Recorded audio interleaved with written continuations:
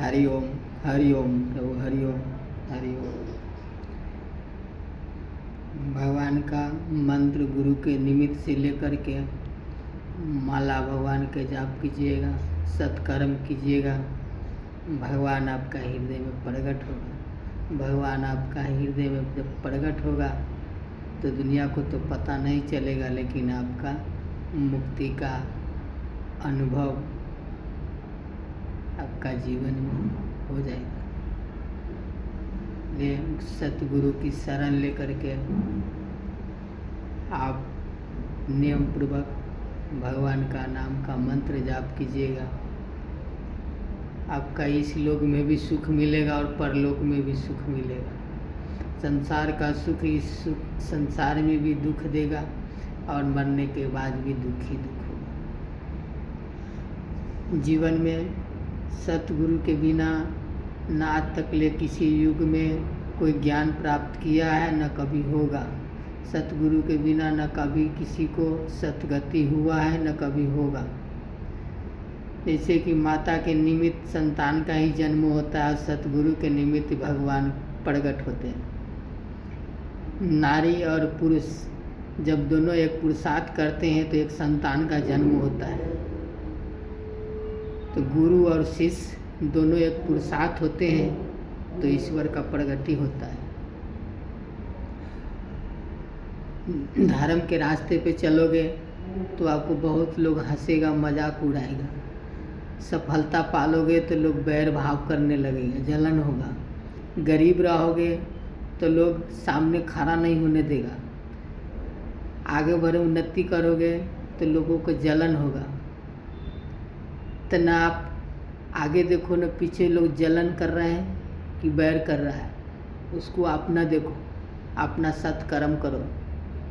सत्कर्म करके जो अनुभव मिलेगा वो शास्त्र पर का अनुभव नहीं मिलेगा।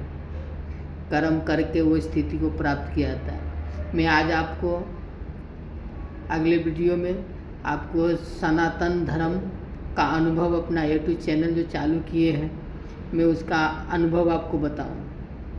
सनातन धर्म का अनुभव आपको आ गया तो रावण का बाप भी आपका गले लगा लेगा, तो दुनिया में कौन आपको बिगाड़ेगा भाई।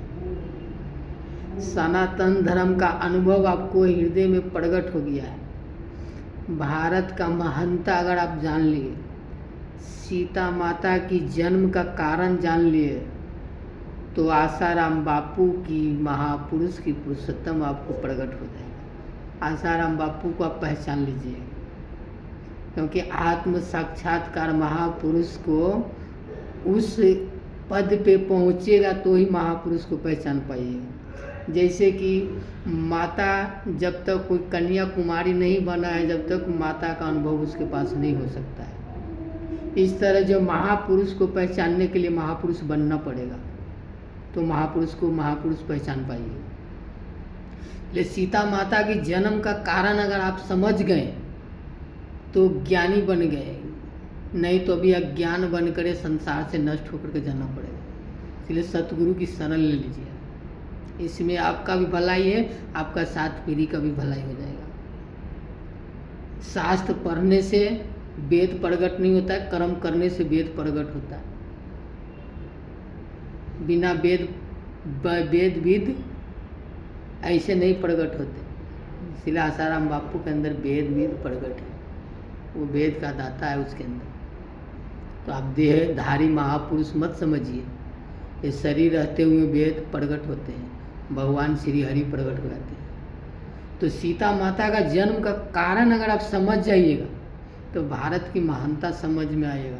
अब बिहार का विशेषता मालूम पड़ जाएगा। तो बिहार का विशेषता भी जानिए, अब भारत की महानता भी जानिए, और सीता माँ के जन्म का कारण जानिए। क्योंकि बहुत सारे भगवान के अवतार तो आपको पता है, जो बहुत सारे भगवान का अवतार हुआ है, तो अपनी भी अवतार का अनुभव समझिए और सीता माँ का जन्म का कारण समझिएगा, तो ही आप ज्ञानी बन सकते हैं। तो आसाराम बापू को पहचान सकते हैं, न तो वैसे उसको देहधारी समझ के अपनी जीवन का ही नष्ट कीजिएगा।